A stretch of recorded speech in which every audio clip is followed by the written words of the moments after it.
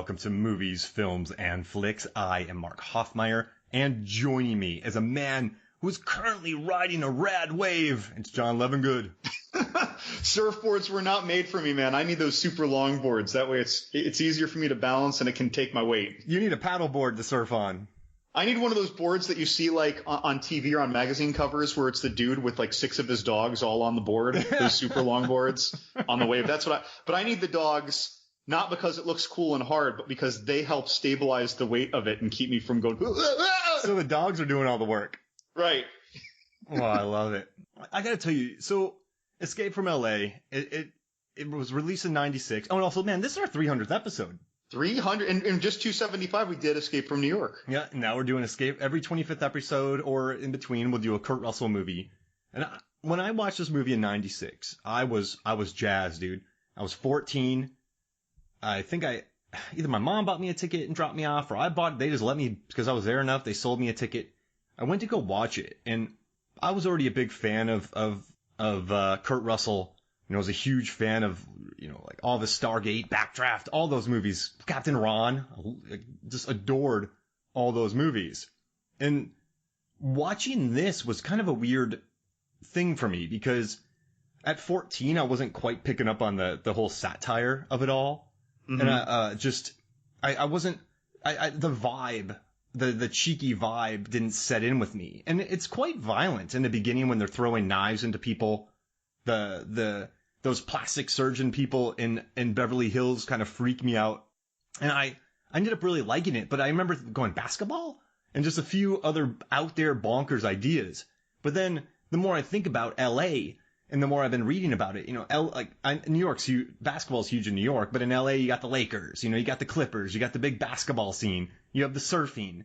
Like, I feel like they tried to throw in a lot of what makes there's a scene at the end where, like, man, that traffic's a bitch. It's going to take us like 2 hours to get there. So they have to hang glide because traffic's so bad. So there's so many little in-jokes in there that I didn't pick up on. And also, this movie was $50 million in 96. And that's a big budget. And I think I like it. I think it looks better now because it feels more retro than it did in 96 when Independence Day was being released. And this was kind of dumped in August. But I don't know. How has this movie evolved for you?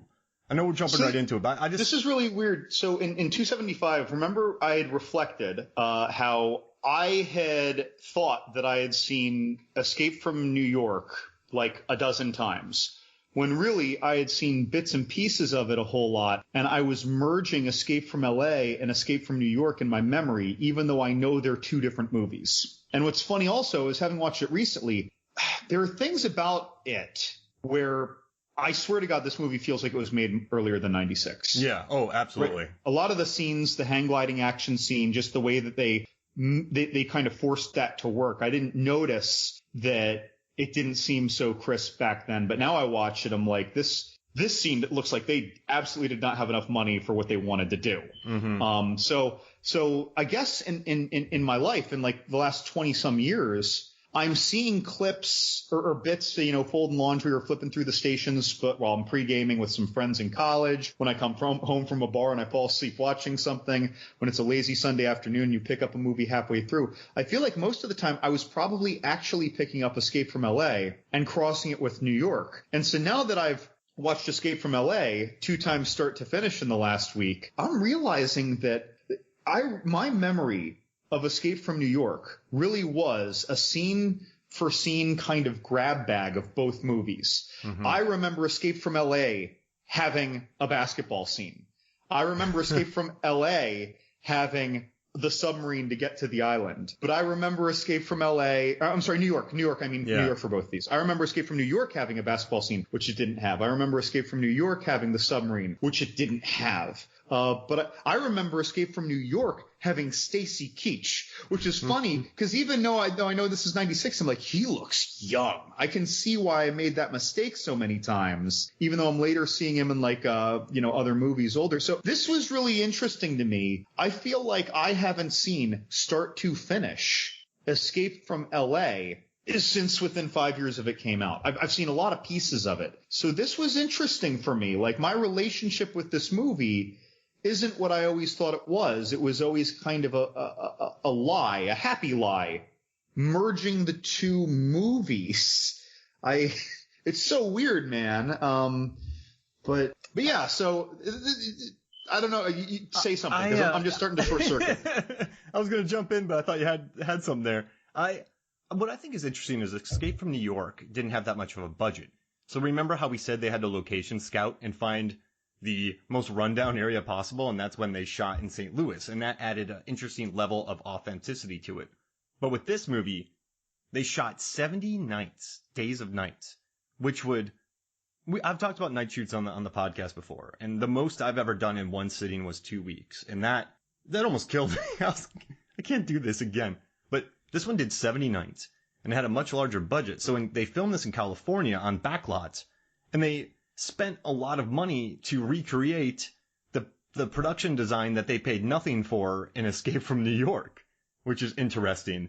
I mean, they would take 200 cars and just dump them in areas. They would just sort of throw trash on backlots. And I think they purposely made it look like a B movie, which, I mean, okay, you're John Carpenter and you're Kurt Russell and you're Deborah Hill. You write this thing, you produce it. You're kind of making a lot of jokes about L.A., the artifice, the Beverly Hills. It's kind of satirical. I mean, just a lot of the in-jokes and all that. I mean, I 100% get their idea, and I like this movie, but I don't know if it was the best idea for 96, if you get what I mean. Yeah, there were some other weird things about it, too, and that's that, New York, not a big budget. L.A., much bigger budget. But New York, these big shots they had on the empty streets with all that debris they put out there, I felt the scale of New York. And they weren't telling us venues. We just saw him go through these vast streets, right? Mm-hmm. Or driving down this long bridge, a long shot of the bridge, right? So I felt the size of this apocalypse that he was navigating. L.A., much bigger budget.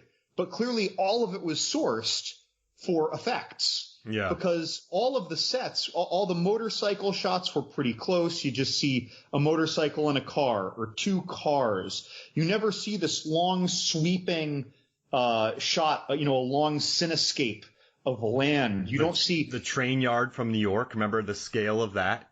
Right. And so, and even when they're hang gliding, it's all close up shots. The action, the chases are all close-up shots. The most broad shot we get in this movie that isn't CGI is of the stadium with the basketball court. Mm-hmm. But all the other things, it seems very tight. And I had to be told Sunset Boulevard, Beverly Hills. I had to be told where he was going to understand he was crossing long distances. And I never felt the scale of the apocalypse that was this LA island. So it's interesting. Now, of course, the action was much better. And my original criticism of New York is that it's all atmosphere and sets and characters and very little, I don't want to use the word weak, but very little action because of the budget just didn't go in that direction. And this one, it all went there. So I felt, like you said, you almost make it look like a B movie. We're just doing the absolute most that we can, maybe to such extent that we pushed it too far. Again, I'm going to say hang gliding fight scene. But so this was more fun to watch. I feel like I'm less inclined to watch it again as soon. But then again, if someone's just around, want to watch something dumb and fun over a six pack, not dumb, but something fun over a six pack, I'd say this. Someone wants to see a Carpenter film they haven't seen. Okay, New York. Yeah. And this one's it breezes by. I mean, it's what, 95 minutes? It's 100 minutes, but 95 minutes with credits. It shoots by. I kind of like how he has a lot less time in this one. It's like 8 hours as opposed to 20 plus hours. So I dig that. I like the urgency of this one because once he gets to LA, aside from when he gets kidnapped and a couple conversations at the Beverly Hills place, it moves quick. I guess what I like about this too is that some people have said that Snake Plissken isn't good at what he does, but he has no time for planning. He sees a motorcade of cars. He's like, I don't have much time. I'm going to go get it. He just has to move. And I kind of that's one thing I liked about this film is just the amount of urgency he has.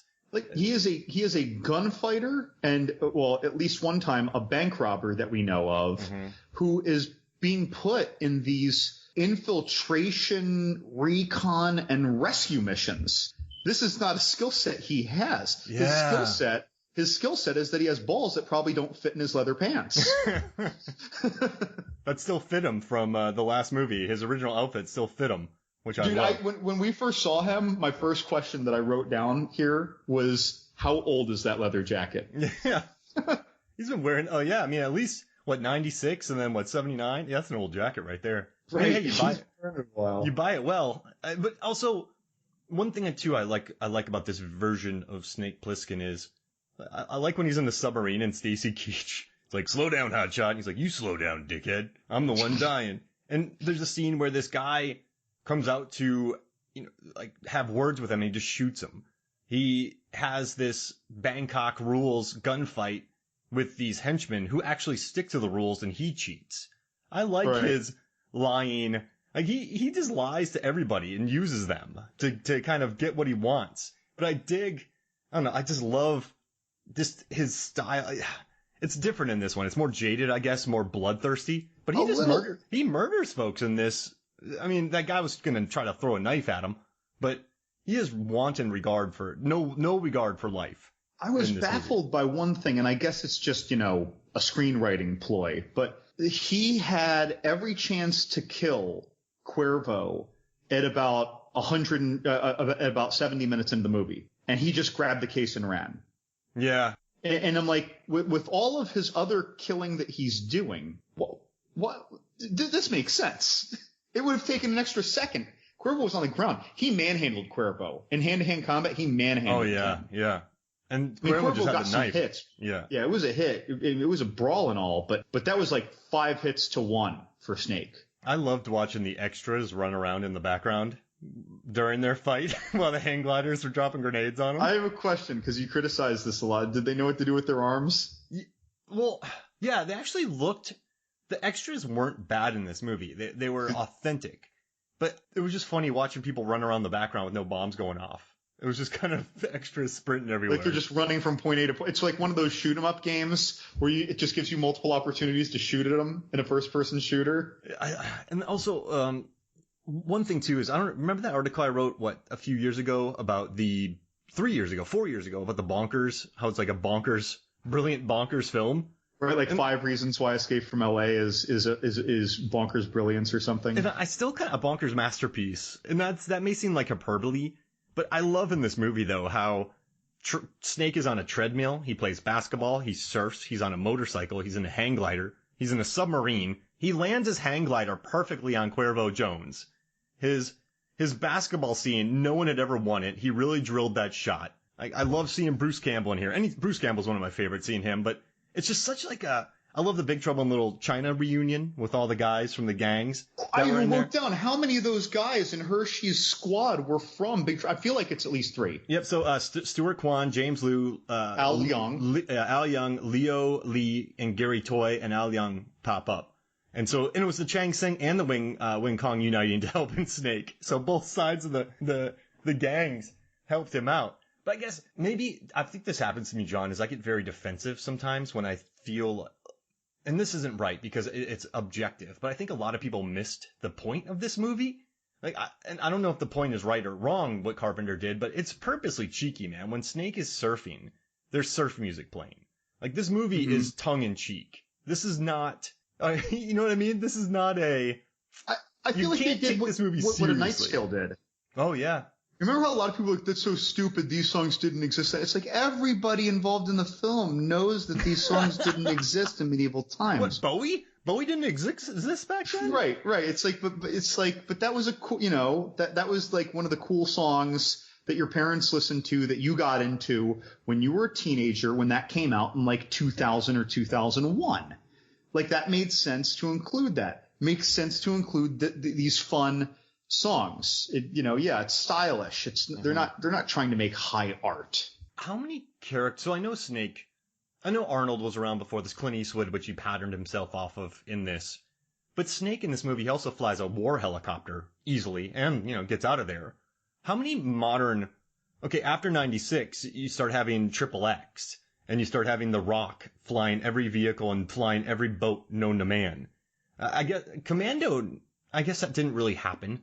But do you think any of these action stars drew inspiration from Snake Plissken with his hang gliding, motorcycle riding, submarining, surfing, I treadmill don't walking? necessarily know about that, but I definitely do feel like what was I gonna say? Shit. You totally do feel like no. Like Triple X. I think that Triple X was, because you were mentioning that, and I had written down all those different things that he did: the motorcycle, the hang glider, the surfing, and he's doing all these things in unconventional ways, right? Just like Vin Diesel and like the first, and the new Triple X movies. I feel like Triple X was inspired at least a tiny bit by this. Just a tiny bit. You say like, yeah, later on more people were doing more things. And yeah, back in like the Arnold days, at one point he would know how to use a helicopter because he was in the military. But you knew that in the whole movie, and it's his only trick. Yeah. You know what I mean? Or something like that. Or True Lies, right? When he gets in the jet. When he gets in the Harrier jet. Yeah, he does like one thing, but it's like, but they're also telling you like, oh man, it's been a while since we did this, probably when we were in the military reading between the lines, where Snake just does it. And then Vin Diesel and the Fast and Furious crew just when between jacking cars and getting nearly killed by some truck driver with a shotgun in like 2000, and now did everyone take lessons in helicopters, jets, motorcycles, and all this stuff? I love it. I love it, man. It's just so I don't know. This movie though, it just doesn't stop. I think what I like about it is it knows what it is. This is a movie that knows exactly what it is, for better or worse. And I sent you a question, John. I want to get the answer to this real quick. Okay, in New York, right? In New York, when he gets there, people are scattered. There's a few people in a theater. There are cannibals who come out at the end of every month because they've run out of food. There's the main gang. There seems like different factions, but there seems like different factions, but there's not a lot of electricity. There's not power or even a washing machine. Right? There's all the people are dressed like, I guess Isaac Hayes, his crew, they're dressed in really grimy stuff, whatever they could find. In L.A., there's hotels with lights and chandeliers, and there seems like a bartender and like a huge, like I guess a prostitution ring. And does that imply that there's so they have greenbacks there too, which Hershey says later on, or Carjack. So there's money, there's electricity, there's washing machines in this place, from what we can guess. I mean, what are the difference between these two worlds? I don't know. Well, yeah, LA is definitely more manicured. I feel like the LA movie gave more credence and credibility to all of the resources that would have been available. Right. Mm-hmm. Now, the electrical grid is probably out, but you're sending people. Here's the other thing. You're sending people to LA who maybe are just atheists. Yeah. So you could be sending electrical engineers. Before you know it, it's like a bigger scale version of The Great Escape. You have all these highly educated people getting banished there who know how to figure out, the power grid. You might have engineers who worked for City Power being banished there. They're like, oh yeah, I can fix this up. Water engineers, sewer engineers. A lot of these scientists, have a good shot of potentially being atheist and getting this stuff back up and running. So it's not like the new Planet of the Apes movies where it's just whoever happened to not die and there's a tiny bit of them. Loads of people are being sent here. We see it. It's a constant influx of just regular schlubs and their kids waiting in line to be banished to L.A. In New York, they don't give much attention to the resources that would have already been there. But again, back then, we're just sending the worst of the worst criminals there. Yeah, that's the prison, right? Right. There might be some highly educated people there, but it's probably not enough to find a good division of labor and cooperation or civility. So I think that's what's going on with like the potentially luxurious that Hershey doesn't even want to go. Like, look around. Like, I love L.A. Mm-hmm. Things like that. And then, I feel like the gangs were very similar. Again, just more resourceful and happier in L.A. And like, we don't have cannibalism that we're aware of in L.A., just the weird surgery cult. But that's its own fun, cheeky thing, right? And and they have two shifts a night, which is interesting. They're only on their first shift. So they just go around picking up strays, right, and cutting their body parts off. Right. I guess that's replacing our cannibals. But and L.A. had one thing that was interesting though. So there is a basketball court in the middle of a stadium. Yeah. And what that tells me is that at some point some people got organized and they found some cement trucks, got the equipment. They had a foreman. They got stuff out. They had to level the ground. They had to lay down a cement slab. They had to have people who understood do these things. Putting up fences, not necessarily easy. They couldn't just move fences. Those fences did not look all bent up like they were relocated and sourced. Mm-hmm. So like someone like Cuervo perhaps was like who has what skill sets maybe and recruited people to do all this stuff because as far as we know, I don't think we are only 13 years into the creation of L.A. as a prison island. And that's not a short period of time, but I'll bet the first few years were just pandemonium and people scared running around. Maybe the first few years were closer to Escape to New York. And then once we had, maybe there was someone before Cuervo because he wasn't there very long.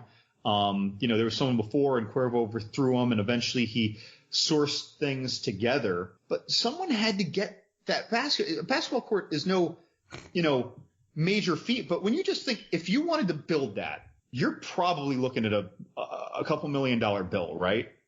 I love it. That's a beautiful idea, man. Yeah. And you have to get trucks, cement. You have to make the cement.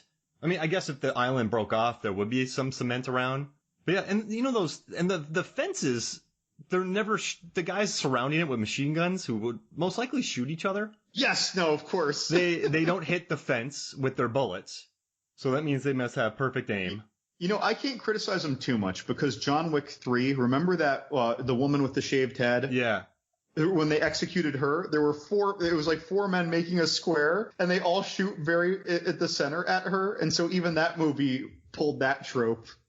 That trope annoys me. Does it not? I've Always. never liked that trope. Yep. That trope has never, swords, right? For swords, that will work. For fist fighting, yes. But I've seen way too many movies where people just stand around in a circle and shoot somebody. Mm-hmm. Horrible tactics. Mm-hmm. Horrible. Right. But I love it how they're in suits. So they must get those suits dry cleaned? Oh, sure. Well, again, I think all this stuff exists, just not at the same scale. I think there are far fewer of them. They're probably in a concentrated area, almost like, what is it called in historical Japan, like the Emperor's City? Yeah. Like, there's probably like a city block where Cuervo lives, where there's a lot of these like nicer resources. Mm-hmm.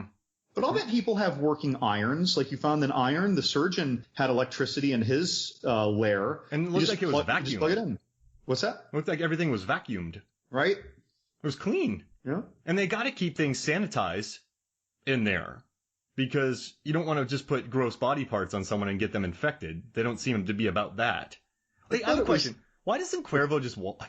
This is a dumb question, but you're Cuervo Jones. You seem to have aside from some gangs, the Korean Dragons, the Shanghai, something, Knights, no, it's a movie with Owen Wilson. But you have the different factions, right? And they seem very organized. The surfers, people live not an idyllic lifestyle, but a relatively peaceful lifestyle, aside from some gang fights, whatever. But why wouldn't they just go wipe out those Beverly Hills people? They have Bruce Campbell, the Surgeon General? Yeah, I mean, they're just running around kidnapping people and wearing their masks. I mean, do they just stay in their turf? If you're Cuervo Jones and you know this group exists, do you just let it be because you're already in power? Like, what is this group? Well, I guess so. I don't know. I almost want to look at it from an ecological view, right? You're the apex predator, and there's this hyena around, but. Mm-hmm. But just because you're the lion and that hyena is waiting around for your scraps, it doesn't mean that you just go kill that hyena because it can be a pain in the butt and steal some food when you're not looking. Yeah. Because it's still something that can bite you and hurt you, even though you know you're going to win that fight. And I think it's just picking your battles. Mm-hmm. And you know that they're not going to come for you. They're looking for stragglers. They're not coming to, that barter town like apocalyptic bazaar that we see when they're doing the parade, right? It was like the Demolition Man Underground with all the shops almost. Very Demolition Man-ish actually things in this movie. That and then with our our theocratic president with the, like, no sex unless you're married, no drinking, no smoking, no salt, no unhealthy foods, no red meat, right? So I feel like those things might have been at least borrowing a little bit from Demolition Man, but those are popular broad themes to try and grasp if you have some holy leader trying to do the best for everybody. But between that and then that Barter Town kind of thing, that's very Thunderdome and Demolition Man, right? Of course, Demolition Man was probably influenced by Thunderdome. Yeah. Because of Barter Town. Oh, yeah. And the way they were dressed. Like, Wesley Snipes' crew and everything. So that was pretty neat. Yeah, but yeah, I think he was just leaving them be, man. Yeah, you're right. And they live in the tunnels. What if you don't know how many there are? Yeah. The Korean dragons, if they took a Korean dragon, the Korean dragons would roll up with their guns and just wipe them out because they didn't seem to be armed too much. So I guess everyone just accepts that the stragglers who are there get caught. That's their fault. Yeah, I imagine that because who's really getting preyed upon by the Surgeon General's crew? The hardened criminals that come in know this is L.A. Island. They're going to look for agency. Mm-hmm. You know what I mean? Whereas, if we're being realistic, you, me, and your wife Megan get dropped in there. We're going to be like, holy shit, there are criminals everywhere. We need to find shelter. We're going to just be a small group of people or solitary and clearly normies and not criminals. And I think that we're the ones who are going to be targeted for this. We're not going to the center of everything where the most criminals are. We want to avoid that. Yeah. And it's quite a bit wide swath too, because you have Anaheim. You have this is a big distance to cover. So I don't, that's something else. Like, it's not a problem with the movie, but I totally found it incredible that Snake covered the ground that he did. Clearly, I guess we're cutting scenes and we're just assuming he found a car that he hotwired or something. But even driving, I don't know how he had enough time to complete his mission. Mm-hmm. Yeah, because he was moving fast and he keeps getting wiped out by stuff. I've had to drive in California before, and it's taken me like an hour to move a mile, or 4 hours to go an hour worth of driving. He spent an hour of this movie. He spent an hour of his countdown unconscious. Yeah. Yeah. I don't know how long he spent on that treadmill. Why the hell did they put him on that treadmill anyway? That didn't lead to anything. I love it. I just think it's more he's walking uphill too. Just more athleticism for him. They just had it there, so they handcuffed him to it. Yeah. Maybe it's the futility. He's walking, but he's not getting anywhere. I guess imagine that though, John. You get kidnapped, and I just see you walking on a treadmill. What? At least you're exercising him.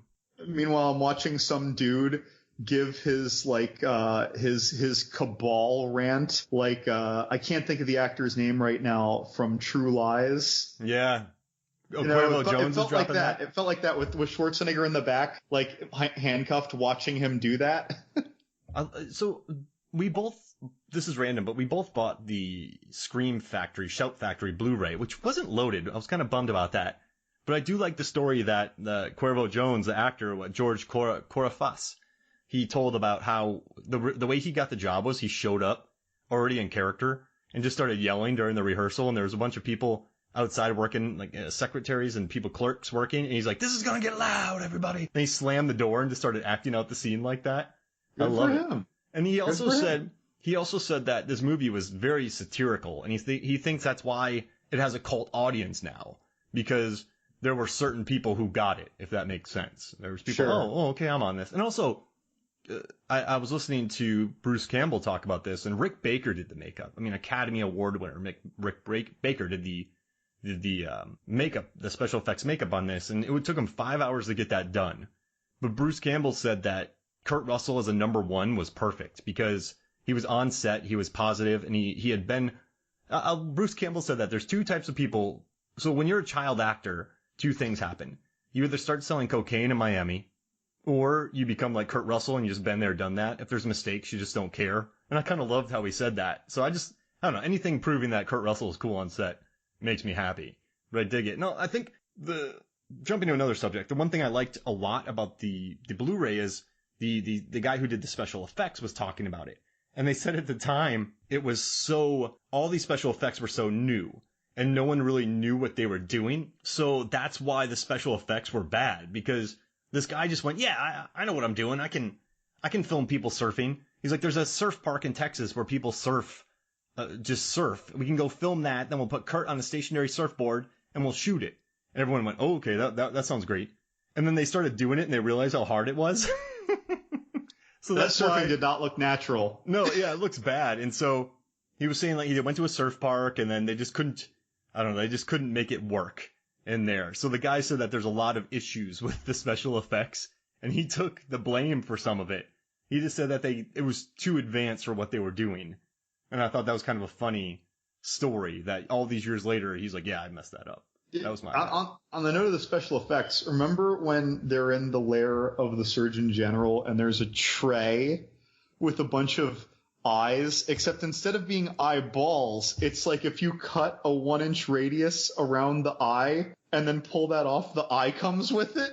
Whoa, I didn't see that. You didn't know, because yeah, it was like, so these little flaps of skin they had were like 2 inches in diameter, circle-ish things with an eye and the eyelid in the middle, and they were kind of flat. So it's almost like they didn't understand that eyeballs were balls. Oh, I love it. But again, at the same time though, if you made it more gory, it changes the tone of things, and that's just this kind of fun, cheeky, inexpensive way to do that while you're otherwise sourcing all the money for kind of like the set of this lair that you're only going to have for 4 minutes of the movie with Bruce Campbell. That was a big build for that. I loved it.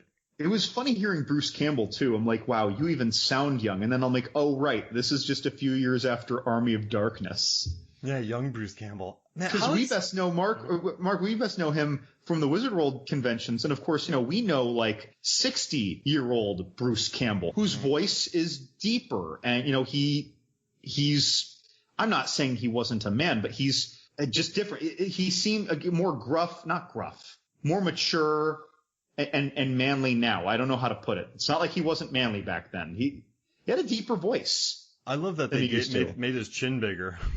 Oh yeah, and that weird like kind of shiny look that people with like old school facelifts would have. Yeah, that was cool though, right? That was some good makeup right there. You know what the nurse reminded me of? The first nurse that we see in that scene. She reminded me of that episode of The Twilight Zone where the woman, they're trying to fix her face, and then at the end she looks totally normal, and you realize that the experiment failed because everyone else looks like that. Oh, I love that episode. And she thought she was ugly. And then, right? I feel like they modeled that specifically after that, just a more toned down version of it. So many people. Twilight Zone. Do you think that they took the hologram thing? Do you think that was from Total Recall? Yeah. Oh, I'm sure. And I also love too in the beginning when they introduce him to all of his weapons. So he shows up, and I'm looking right now. I like that they caught him in Las Vegas, Thailand, Las Vegas. He was New arrested Vegas, for gunfighting in New Vegas, Thailand. Mark, I simultaneously do and don't want to go there. So he had a blow dart, which he uses later, 500 extra bullets, a tracer in his watch, a holocam, and then he had like a mini nuke battery that you could only use once. But I like during the scene where he goes, "They took my holocam," and then later on, you have him using the holocam, and you learn that he had the holocam. It's a nice little bait and switch if you're paying attention to the film. Mm-hmm. So they definitely put some thought into that. I want to know how that holocam worked. So how did he know what was going on around the hologram? Yeah, Well, how did he hear what they were saying to the hologram? That's a really good point too. That also applies to elsewhere, but you see, or when they used it against him earlier, the holograms, they have surveillance in those buildings. So, and they can hear and see what he's doing and where he is. But like when he was using it, and I would have the same criticism, by the way, for how they used it in Total Recall. But when he says, "Do you really think this was the real Quaid?" I forgive it. That'd be funny if Snake was in a tree, just acting everything out, and people could hear both of them. Like it's bonkers, but I've never thought about that in this movie. That was one thing that never, ever worried me. How to use the hologram? Yeah, because everything is so insane in this movie that I guess I never even thought about that. And I never thought about how they built the basketball court. This is one of those movies, John, we're talking about it now, but I have never asked questions about this movie for some reason. I have another question. Okay. Now listeners who haven't seen these movies a lot, like just you hopefully realize it from the discussion, but this is absolutely not a remake. This is absolutely a sequel, but it's kind of a sequel the way that 2011's The Thing was a prequel. They're kind of filling all the same beats. Even though, right, you have this much time, you're rescuing the president or the president's daughter, you got to get yourself back. There's some, dictator there. Right. So all that's, he gets shot in the leg. Yeah. And limps around for a while. So, but it's a sequel because they acknowledged that 16 years ago he did this for us, and they in New York, which made me write down right then. So what happened to the New York prison island? Gotta be still around, just on different areas. So don't they still send prisoners to New York and then undesirables to L.A.? So, and then there was something that didn't quite seem to fit. And that's that when we saw the first movie, they identified that a special police force was made to police the border of Manhattan Island. Mm-hmm. And then in this one, they told us that, whatever it was, the police force of the United States was made to guard the water border of L.A. Yeah. And I'm just wondering, so are there two separate police forces, these two separate, they're saying they're sending all the undesirables and prisoners, the prostitutes, atheists, criminals, all of them are going to L.A. Island. Did New York just get full? Yeah, maybe it's just they got tired of shipping people from L.A. to New York. So maybe it's regional. It's regional. So if you're east of the 100th meridian, you go to New York. If you're west of the 100th meridian, right? That seems maybe. Right? Sure. But New York's still there, right? So in this world, wouldn't it be smarter just to drop them off at Cuba? I don't know. I don't even know it's that smart of this theocratic president to put them in L.A. You're putting all these intelligent people into this place where they have all these resources. Mm-hmm. If they have electrical grids going, right? Mm-hmm. We have surgeons there. Gasoline. Even if they're a little insane, right? Yeah, you're right. There doesn't seem to be a shortage of power sources. At least the movie never acknowledges it. People are driving around with whimsy, having slow driving gunfights, right? When Snake enters, they're having a 12-mile-an-hour gunfight. A new metal gunfight. I love it. From 20 feet away from each other. I don't know how they're missing with automatic weapons, but either way, so there's nothing, they're not being resourceful, or I'm sorry, they're not being frugal with their resources. Or bullets. Remember in Mad Max how they had 8 bullets? Right, and here they have guns. New York, for some reason, Snake was the only guy with a gun. I guess they somehow got all the guns off of New York. That would have been quite a project. Well, LA's got guns. They've got everything. Dude, they have biotech companies. They have other tech companies. Is Google there, or is that San Francisco? But either way, there are all these things there. Is there a Boeing factory there? I don't know. But couldn't they make something to leave the island and instead of going east towards the mainland, go west and then go down to Mexico or go up to upstate? I feel Snake mentioned that, right? To Valerie Galina. He's like, why don't you go to Mexico? Right. I feel like it's well within their capabilities. They could definitely do it. I guess it's not that bad there. Remember on that big row of all the shops? No one seemed bummed or worried about cannibals killing them. And apparently they're using money. Because before Snake, who is clearly a bad liar, by the way, it's like, I got 10 million greenbacks back in there. Well, she said it like it mattered that she had it. So I think that they're still using the economic concept of faith and currency to purchase things. And then he's like, no, bluebacks. No, bluebacks, I swear. Worst liar ever. It's like listening to my 6-year-old niece try to tell me what she didn't do. Did you hit your sister? No. Yeah, that was a bad lie that he said to her. He was sweating bullets. I get that he was not feeling well, but that was the worst lie ever. And it made me feel bad now for Texas Mike O'Shea. Yeah, that's a great question. I mean, all right, it's bad. They have money. He was lying about the money. She had money. Hershey had the money. They have gasoline. You got to get that from somewhere. Car repair. There's a system there. Yeah, there's a system. Medicine. And people seem they don't, remember in New York how we just saw people running scared for their lives? Right. Constantly. Constantly. There's not much of that. That's more like the No Escape Island. This is more of I don't know, it seems... New York seemed to cast a veil of apocalypse on that island. Here, we have a few moments of that, mostly when he first gets there with the gunfights and, you know, kind of like when he's motorcycling around and we see that the shopping barter towny scene. But I almost feel like that misrepresents most of what we saw. Or maybe that's the outskirts, right? The outskirts are maybe a little more Badlands. And then closer to Cuervo's lair, it is more organized or more civilized or something. Yeah, because he has that control.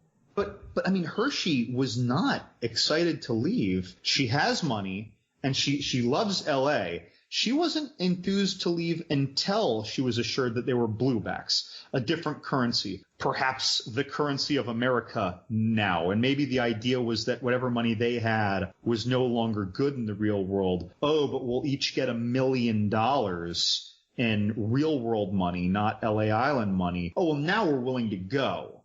But like just escaping for the sake of escaping, that did not interest them. I know they had a nice boat too with electricity. Yeah, they were on a big cruise liner. And I know that they were on the water, but there was some very nice blue water in Hershey's lair. It's a nice pad. Speaking of water, when he was taking his sub in, did you notice that shark? He passes Universal Studios and then there's a shark? Yes, I love it. Very Jaws. That made me happy. So that means that went under the water. It's an interesting world, isn't it? And then he ramps it onto the thing and meets Peter Fonda. I want to be part of the surf gang. They seem really chill. Dude, so I found this out by accident. I was looking through the cast looking for someone else. Breckin Meyer was one of the surf crew. Oh, that's amazing. Like fresh off the coattails of Clueless, basically. He was one of the surfers. I mean, I feel like we just see everyone like under dark shadows, just sitting there in the water with guns. But so he had a 3 or 4 second screen time part in this movie. Oh, I love it.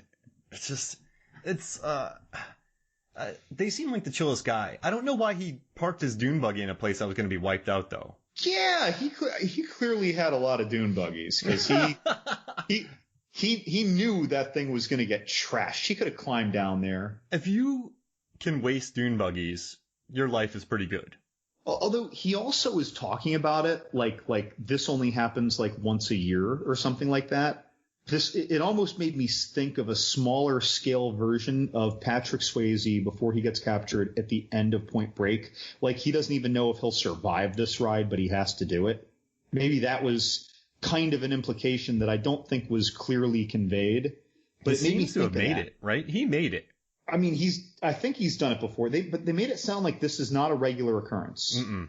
Like he had been waiting a long time for this.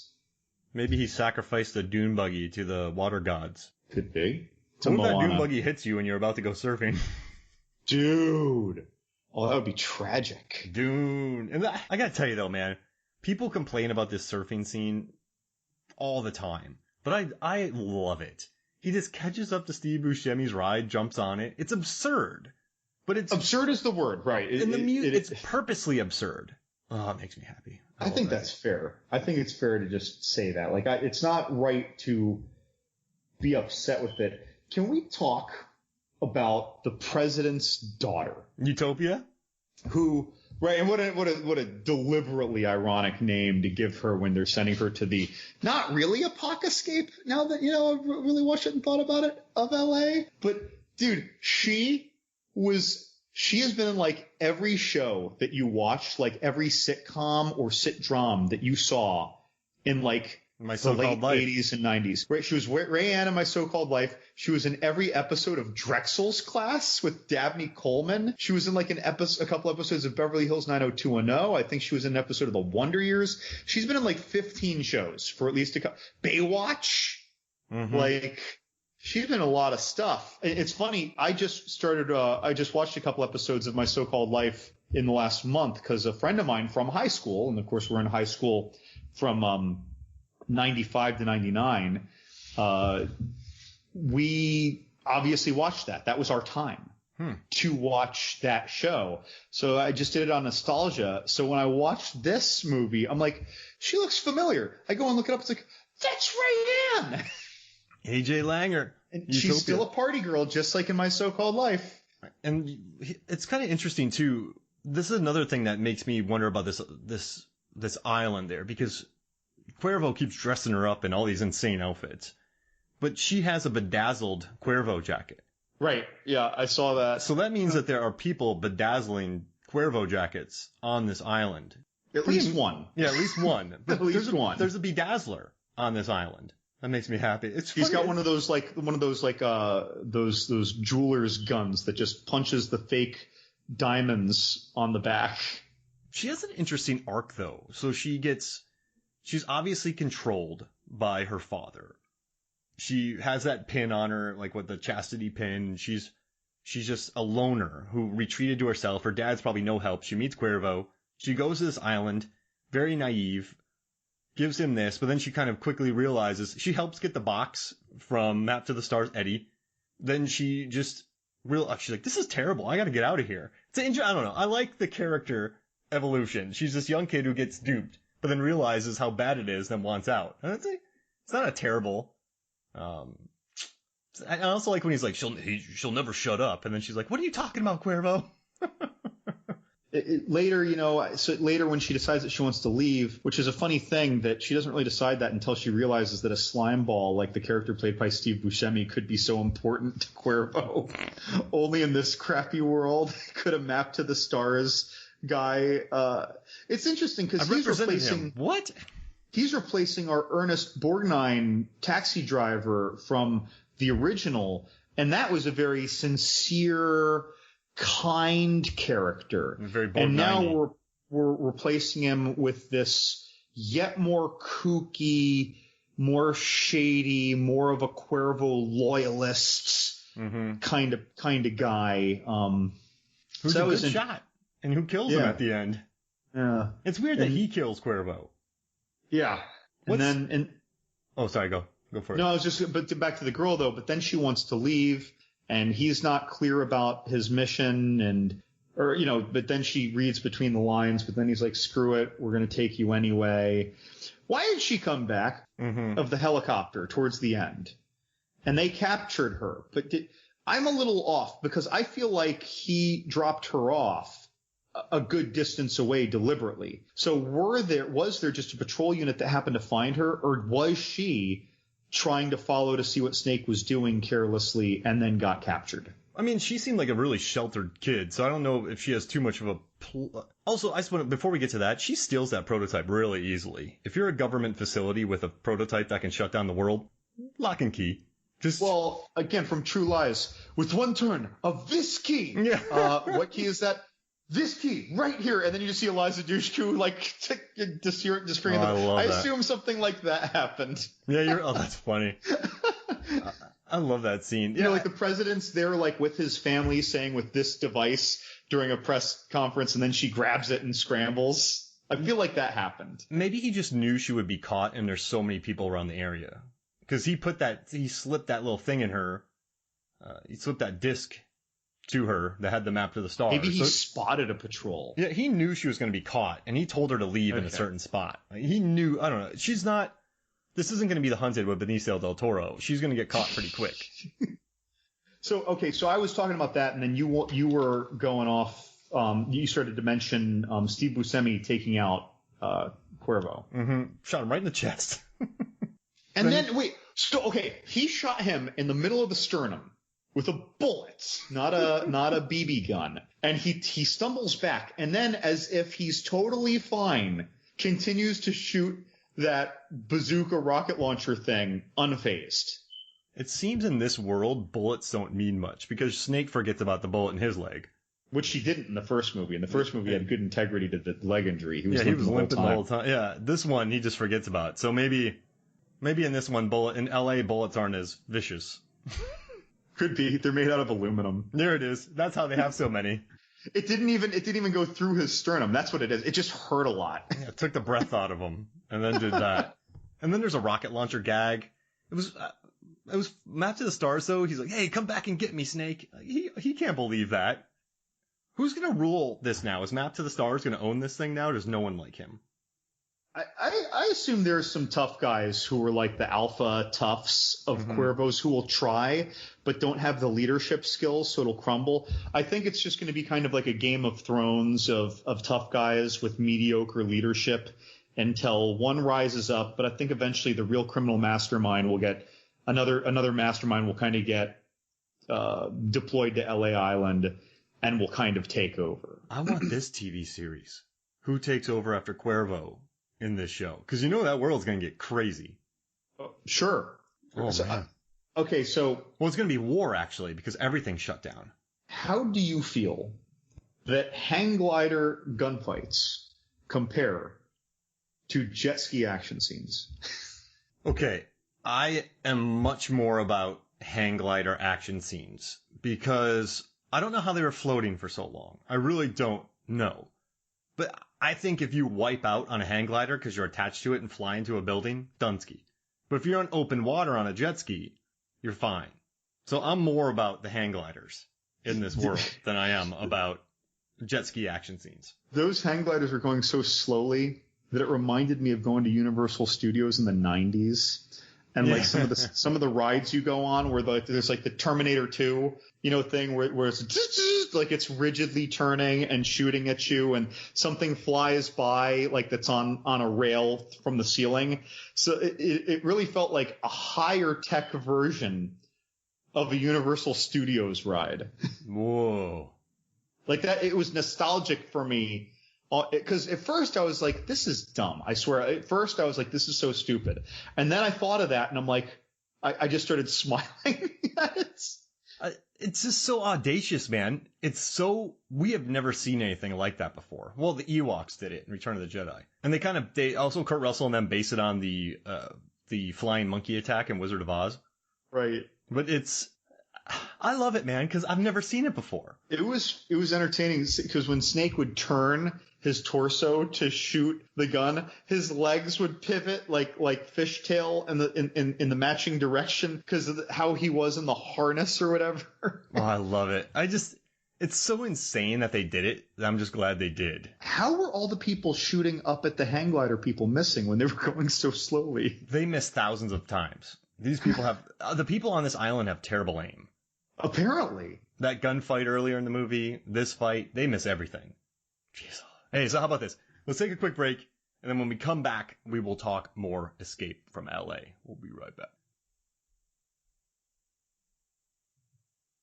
Welcome back to Movies, Films, and Flicks. And John, I have a couple questions. So throughout our 300 episodes, and more so in the past, we used to be very reliant on listener questions. And so we've moved away from those a little bit. But I asked out for some questions, and I got a couple that I think are really fun. So you ready for this? Can I pull the veil on the listener questions for a moment? Yeah. So just recently, in the last few weeks, I had a camping trip to Alabama. So I was in the car for 10 hours each way, and I listened to the first 18 episodes of Movies, Films, and Flicks. Oh, wow. On the way up and the way back, right? And I was kind of listening to our evolution, if you will, our comfort, kind of speaking and shooting from the hip. And we used to be more kind of not scripted, but we would have like talking notes and I could hear us trying to follow them, trying to stay on track. But our first listener questions were gags. Mm-hmm. Our first listener questions, when we only had a couple episodes in, obviously we didn't have longtime listeners, were from, what are some of your pseudonyms, Mark? Like Chuck Finley. Right, from Chuck Finley or things like that, or like High Kick Frank or whatever, and silly names. And for several episodes, all of them had funny like handle names because they were made up. And then I really liked that, and I said, let's start asking people for. And then we started doing it, and then we had no problem. And then it almost turned into too much. Mm-hmm. For a while. Like we would get too many and we'd want to use them. And I was backlogging them and then spreading them over time. And it's just interesting how that went. I think that we answered 25 Sea Beast questions in our Sea Beast pods. Yes, we did. Yeah. Half of which came from our good friend Dave Thompson. And then we kind of backed off because tracking them, recruiting them, keeping track of it on Twitter and Facebook. It's work, but we love getting it. And so it's kind of interesting, just over time to see. I love doing them though, because they were so zany and they would steer our conversations so much. But I was appreciating that, listening to the old episodes, and I had totally forgotten how our first 5 episodes worth of listener questions were total gags. We would have had a question if this was episode 2. We would have had a question from Cuervo's glittery jacket on Twitter. It would make up stuff like that. We had some good riffs on those though. I think they helped build where we're at now. I would say just being able to riff. Us think zanily on our feet. And you've gotten a lot better at improvising, John. I got to say. You don't catch me off guard as much in our intros. If you listen to the early episodes, John would just be like, "What?" There's an episode where John Lazarev added a Sarlacc pit into his fantasy football team, and John just about exploded. That's the one. That thing is bigger than the football field. That doesn't make sense. I maintain that would short circuit anybody. We have an upcoming basketball episode where we drafted horror movie characters to play basketball. I recorded it with Norbert, and I picked the Jotun, the large troll from Troll Hunter, as my center. And Norbert had a very hard time figuring out how that thing would fit on the court and how it would work around the Jumbotron. It was very reminiscent of Sarlacc Pit. It made me happy. I'm assuming that no one picked Freddy. That's a bad choice. Yeah, no one picked Freddy. We got some funky picks. You're going to like it. But yeah, it's I just loved hearing Norbert trying to justify a 200-foot troll being my center. All right, so our first question is from Eric Hoffmeyer. True or false? Destination Wedding is the best rom-com since The Proposal. Is that a movie or a show? Destination Wedding is Keanu Reeves and Winona Ryder at a destination wedding, and they meet and fall in love. When did this come out? A couple years ago. It's fun. I don't even know this exists, Mark. Yeah, you got to watch it. I think it's on Amazon Prime. There's a Keanu film that I don't know about? Yeah, Destination Wedding. It's the two of them back from Bram Stoker's, and it's just a cheeky, fun, romantic comedy. But for me, I have to go with the recent Netflix romantic comedies. With Lovebirds? Set It Up, Always Be My Maybe. I love the half of it that recently came out. I really like Last Christmas, too. I would put Destination Wedding ahead of Last Christmas, but I think Set It Up and Always Be My Maybe are my favorite. I like Always Be My Maybe a lot. Also Keanu. Yeah, also Keanu. And I really like Lovebirds. Oh, yeah, Lovebirds. Yeah, that was fun, too. Kamal, what's it? I don't know. Nagiani and Issa Rae? Yeah. She was from that show Insecure, and he was from Stuber and other stuff, and The Big Sleep. And that was a lot of fun. I like that too. Yeah, they've been having some good hits, but I guess this Destination Wedding, which I didn't even know existed, that was early, I guess, in the Netflix film releases then? Oh, this was Amazon. This wasn't Netflix. Oh, gosh, I gotta find this. This sounds like a good laying around on the couch in the afternoon movie. I just love Set It Up and how they're talking about making love to pizza. And that was the one with the guy from the NASA, Kevin Costner. Oh, yeah, that. And he was the astronaut. Yes, Hidden Figures. And Hidden Figures, who was really nice to all the calculators. And Zoe Deutsch. The computers. Taye Diggs, Lucy Liu. What happened to that? I haven't seen him, I don't think, in anything in a while. Taye Diggs? No. The astronaut and Everybody Wants Some. He stays busy. He's going to be in he was supposed to be in Top Gun already. So he auditioned for Goose's son, but he didn't get it, so they created Tom Cruise liked him so much, they created a character for him. Good. Yeah. Oh, no. Speaking of which, I need to watch Everybody Wants Some again. That was really great. It's one of my favorites. So, all right. So we got that. That's one question from Eric. And the next one is, what are the most underrated movies streaming right now? And I put together a big list. Wow. If I can mention some of them. But I want to say The Guest, starring Dan Stevens. I think that movie hasn't gotten its due. I don't think it's due for blockbuster praise, but I love it. Green Room, of course. It's a perfect film. Free Fire. I love that movie. Hail Caesar. I think a lot of people missed it, but I love the kind of just behind the scenes take of Hollywood in the late 50s, 40s. Love that. Sleepy Hollow with Johnny Depp, directed by Tim Burton. One of the best looking films. That's streaming somewhere now? Yeah, it's awesome.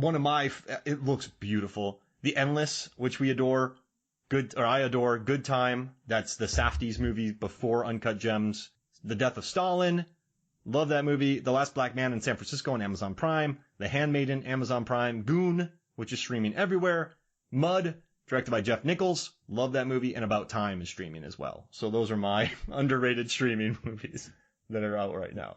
Man, I couldn't even think about streaming movies right now that I'd be all over.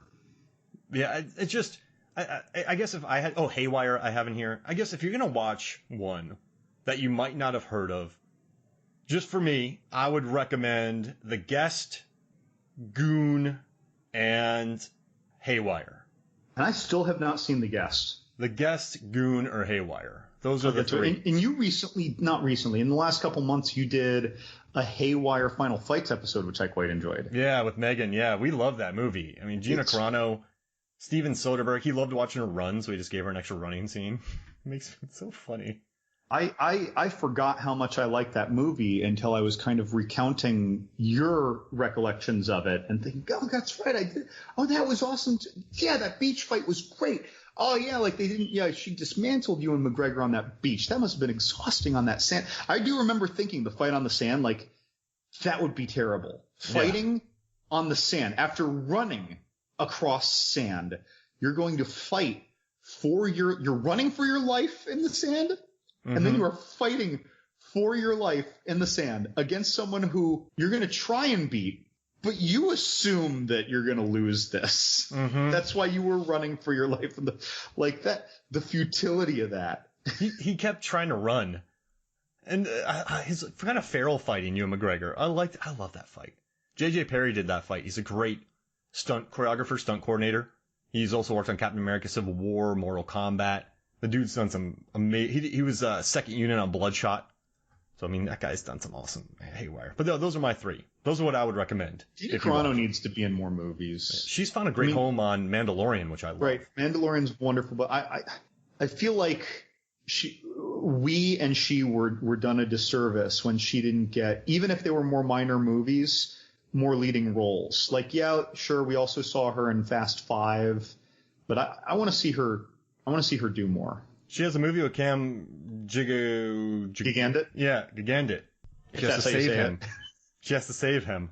Is it new? No, it's probably 2014, 2015. But yeah, it's streaming. So she has to save. I think he gets kidnapped and she has to save him. I guess he lost his never back down fighting skills. That's right. And he didn't have Jaimin Hunsu there to train him. Right. All right. So how about this? We got those two questions done. And I want to do something. This is going to be unique, John. You're going to do a weird draft that makes me uncomfortable? Let's do a weird draft, but let's pick movies we've covered on the podcast. Ooh. To celebrate our 300th episode. Okay, now are we being specific? Is there a theme to it within that or no? No, I think just movies that we've picked, that we've done. Okay. Oh man, we're going to be, I know that there's like 5 movies that are going to pop in like both of our heads that we're both going to want. This is going to be tough. Okay. I'll give you first pick. I get first pick? Yeah. I'm going to take, it's like one of 2 in my head right now. I will take Bram Stoker.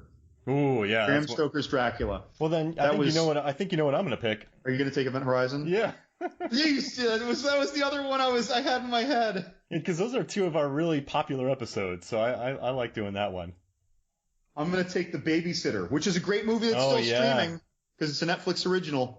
Oh, yeah, that one's underappreciated. There's a sequel coming out, too. Yeah, but it doesn't have Samara Weaving in it. No Samara. All right, so let's see. The Babysitter. All right, I'm going to take... Let's see. So you have Bram Stoker's Dracula. And I'm going to pick Resident Evil because I love our Resident Evil series. That's like one of the highlights of the time on MFF, just talking about that movie. Because I don't know, I loved our breakdown of that. That was a good time. I mean, I would just argue that you're taking like our Resident Evil series. No, just that. Because I'm not going to pick a different one. Okay, I will do Happy Death Day. Oh yeah, that's a fun one. I'm going through some of our older episodes because we've had some fun ones. Oh man, oh wow, that one's good. I'm actually sorry that I forgot something and I just wrote it down a little note for myself, hoping that you don't make me scribble it out right now. All right, so let's see. Oh man, there's so many episodes we've done. Hex. Remember basketball? Steve Perry. Dude, I thought we agreed no more Journey psych-outs. I haven't watched that movie in forever. All right. So, I'm going through all of our Resident Evil.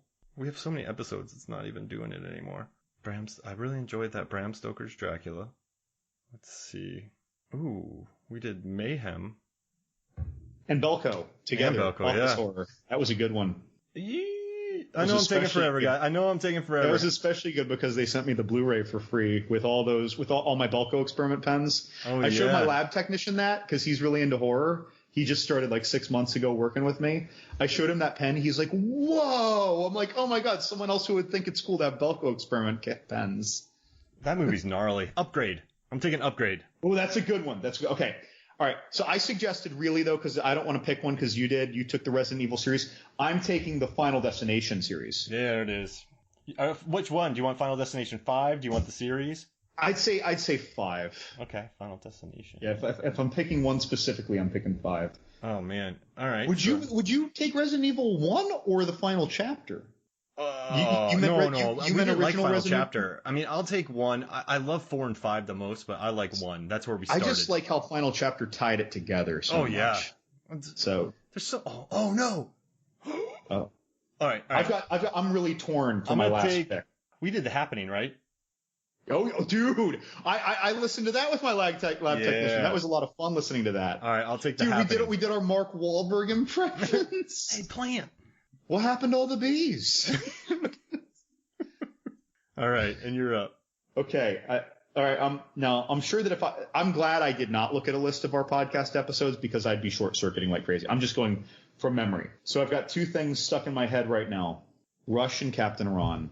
Oh yeah.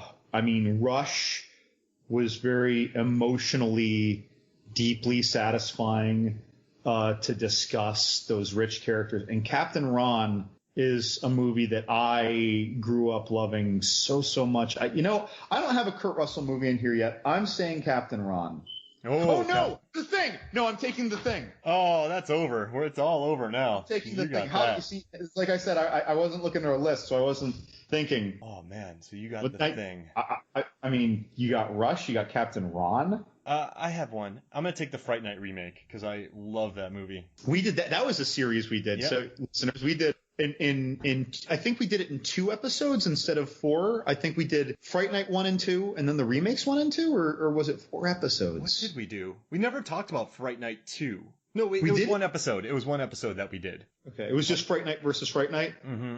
You're going to crush me here. You have Bram Stoker's Dracula, The Babysitter, Happy Death Day, Final Destination 5, The Thing. I have Event Horizon, Resident Evil, Upgrade, The Happening, and the Fright Night remake. Do you realize that we both chose all horror adjacent things? Oh, yeah.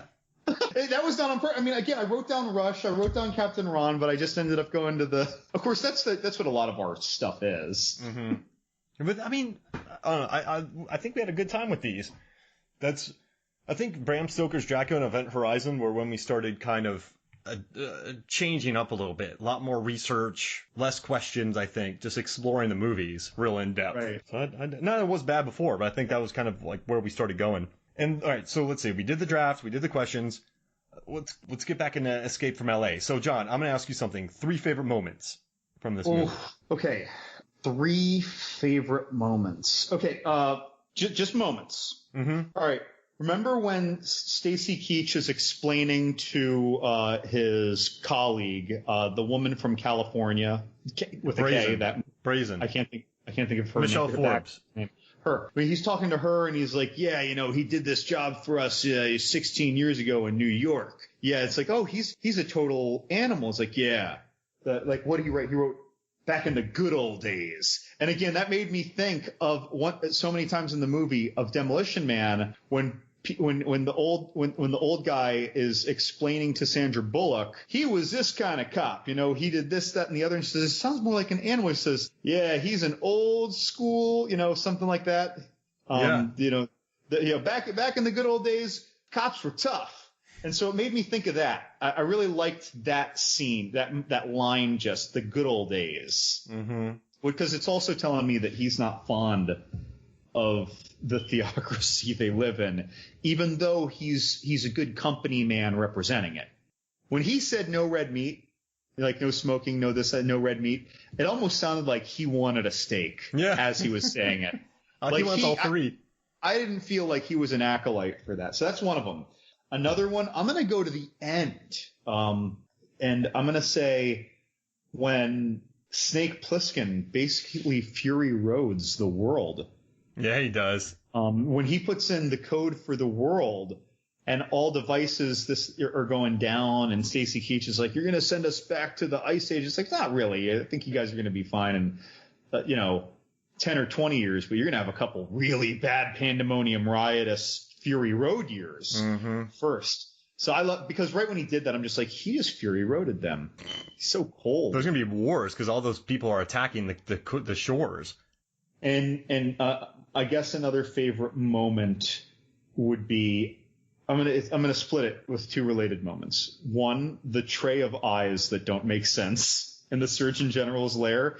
But when the Surgeon General is examining Snake Plissken and he says, what a beautiful blue eye. Yeah, I love that. It's only one of them. But the way he kind of aggressively moved his head as he was examining him, total disregard. It made me think of like when a dog show judge is like lifting up their lip to see the canines or something, and the dog just sits there and takes it. And just watching Bruce and Kurt together. Weird little moments really stick out for me. We should do Sky High next because that's their reunion, even though they're never on screen together.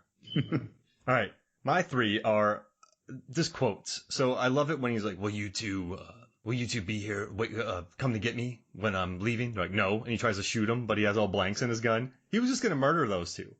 Right. He was just gonna kill him, and I love that. It's just the new Snake, just a murderer. So I love that. Yeah.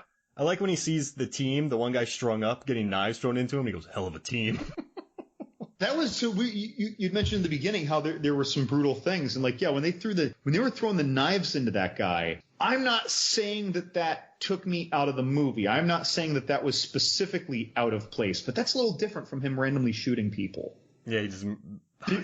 There is an insidiousness to that. You know what I mean? And that, I think that when you're first watching the movie, you feel like you're in for a more pandemonious world than it actually is when you see that. That was gnarly. You don't see too much more of that. You're right. But I just love that line, "Hell of a team." And then also my favorite is, "You slow down, dickhead. I'm dying." You texted me that the other day. It just makes me so happy. Remember the last time, I love hearing people say, "I know who you are." I just love his one-liners. And I like it when Cuervo says, "And none of that 3-point bullshit." That makes me happy. But for me, it's always about Snake's lines.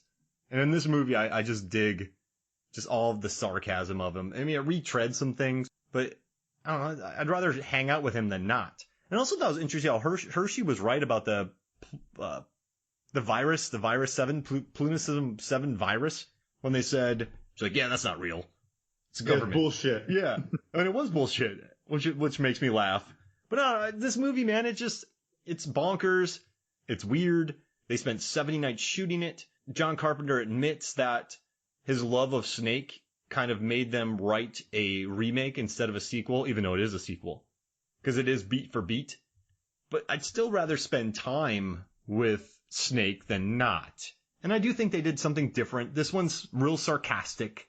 It's like the production designer. I mean, the production designer, right? He worked on Blade Runner and Back to the Future, Romancing the Stone, City Slickers. He was huge.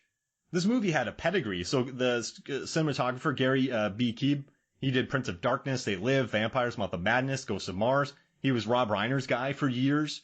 There was a lot. Robin Michael Bush did the costumes. I love the costumes in this. Jeff Amata, the stunts. He did They Live, Mortal Kombat role models, which is weird. But Rick Baker did the makeup effects. This had an A+ aside from the visual effects. No, it's not. Yeah, aside from the visual effects, I think everything in this movie had an A crew working on it. This had talent behind the scenes. It's interesting. We were talking about the knife throwing into the body and how we don't really see more of that. This movie wasn't as mean as the original. The original was meaner. With the original, so in this one, we see him come into the world and he sees the knives being thrown into one of the rescue crew SWAT kind of guys, special forces kind of guys. When we see him come into New York, there was that scene that really disturbed me where he's walking by and these men are tossing around this beaten up or drugged up woman that they're clearly going to rape. Yes. And Snake just keeps walking by. This isn't a fight he wants to get into. Maybe this is kind of like the lions and the hyenas again, where he could have done something, but he's resource limited with his bullets and he could get hurt. I don't know. So he went on it. And there were just a lot more mean, weird things where Romero and his crew had dressed up President Donald Pleasance as kind of a woman. And I suspect that, once again, I suspect that was to rape him. Yeah.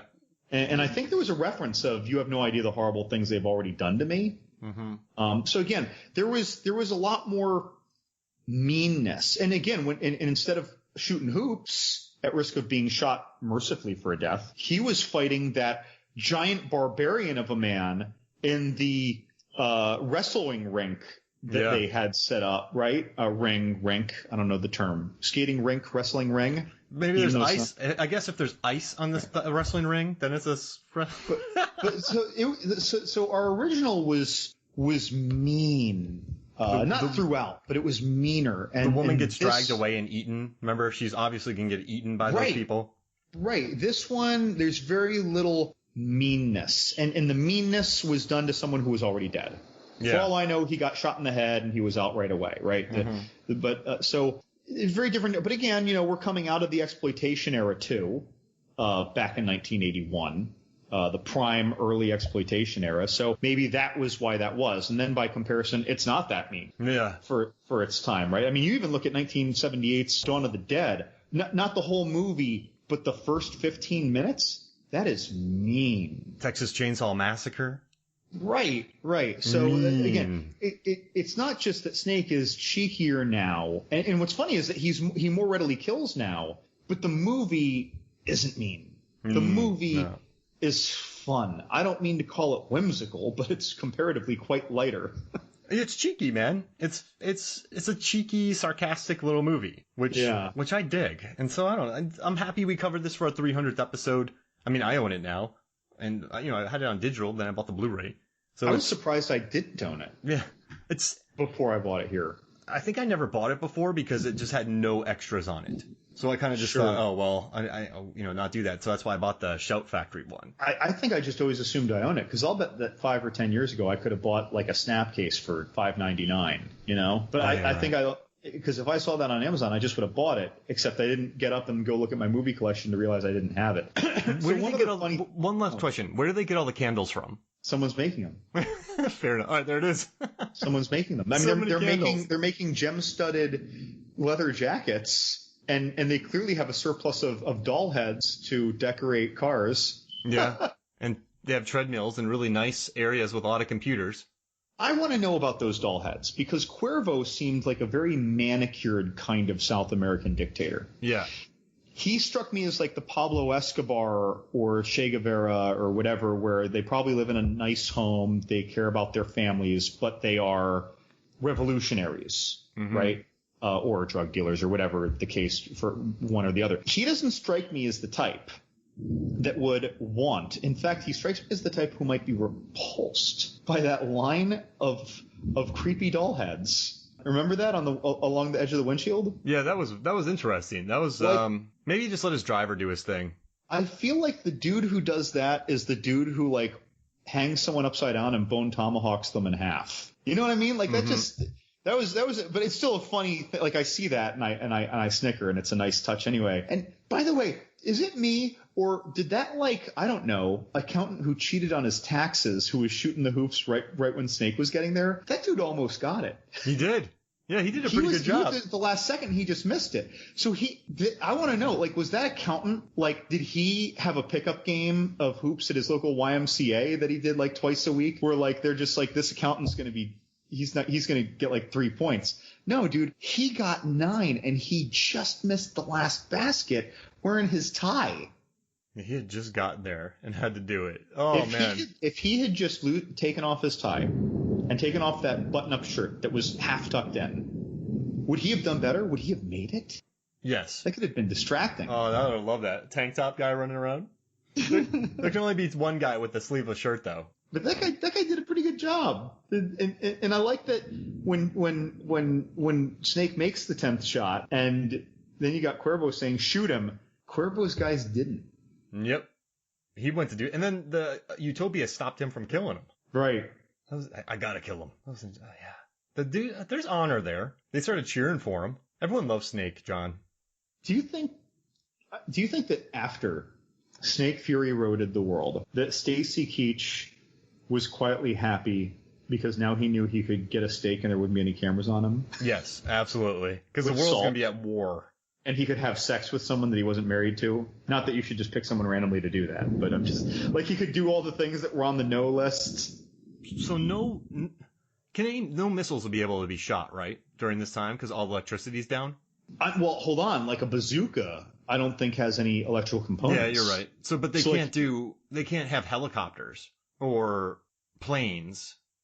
But I guess they could have missiles? I guess it just depends on the kind of missile and the kind of firing device. So he's gonna eat some steak and then probably be shipped off to war. They're gonna hang glide in. And this was just like, so basically right after this role, by the way, would it be right after this role that Kurt Russell took about a year lifting weights to get ready for Soldier? It was. He got ripped in that movie. Jeez Louise.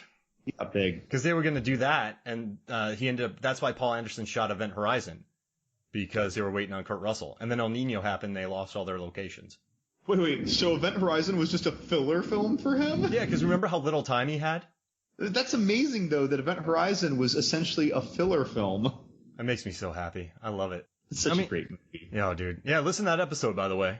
So my lab technician, who's probably going to hear this eventually, he watched Event Horizon. I was harping on him. We were listening to all our podcasts where we mentioned Event Horizon. We listened to other podcasts, plural, that mentioned Event Horizon. He's like, apparently I really got to see this movie. So I dropped it on him. He watched it alone, and he came back to me like, that. How could you do that to me? Like, apparently it creeped him out to no end. And then after that, we're listening to our podcast episode about it, where we're just like, yeah, it's fun. I mean, it's got some mean stuff in it, like some gruesome, but like, this is a cool, fun, movie to watch. And he's just like, how do you two find it that way? And like, he thought it was harrowing, Mark. Remember the test audiences, how that destroyed them? Yeah. He's really into horror. But that just about broke him. Those visions of hell. He said one night his 1-year-old woke. Do you guys hear the thunder? Yeah, I've been hearing it. That's what it is. A massive storm. Perfect. Well, we're talking about Event Horizon, but he woke up like the night after watching Event Horizon, and his 1-year-old was crying, and he woke up and he said, "Alexa, turn on all the lights." He didn't even want to walk down the halls and turn on one light. He needed all the lights in the house on before he checked on his little son. The production design. I mean, they built that orb in the Bond stage. I mean, that was a massive, mature horror film full of beautifully grotesque images. Makes me happy. Apparently the death orgy will forever traumatize him. I hope they never show more. They showed just enough for that thing. Enough. So I've seen some of those extended cuts online. I think we discussed it in the podcast way back then. And when you see more and you can start to see more of the production of it, you see the flaws in the shots. Whereas when it's brief, you're focusing on what's center stage and right in your face. And also it looks faker when you see more of it. Like those little, it was, yeah, I agree. That was perfect. Perfect. But again, it almost ruined him. I think I almost got a resignation letter that day. Oh, well, thank you for enduring that. Thank you for listening. He acknowledged it was a good film, but he was like, wow, like you should not have let me watch that alone. I'm like, what? I watch it alone all the time. That's a turn on all the lights movie for sure. All right, well, thank you, man. This is 300 episodes. Dude, we all already got to start thinking about what 325 is going to be. Oh, yeah, another Kurt Russell picture. Yep. All right, we'll figure it out. We'll talk. We'll plan on it. But this was fun, man. Thank you. Whoa! Dude, I need to throw in a horror movie. It's like getting dark in the house, too. It's getting dark. All right, so for me, Mark Hoffmeyer, and for John Levengood, this is Movies, Films, and Flicks. We'll see you next week.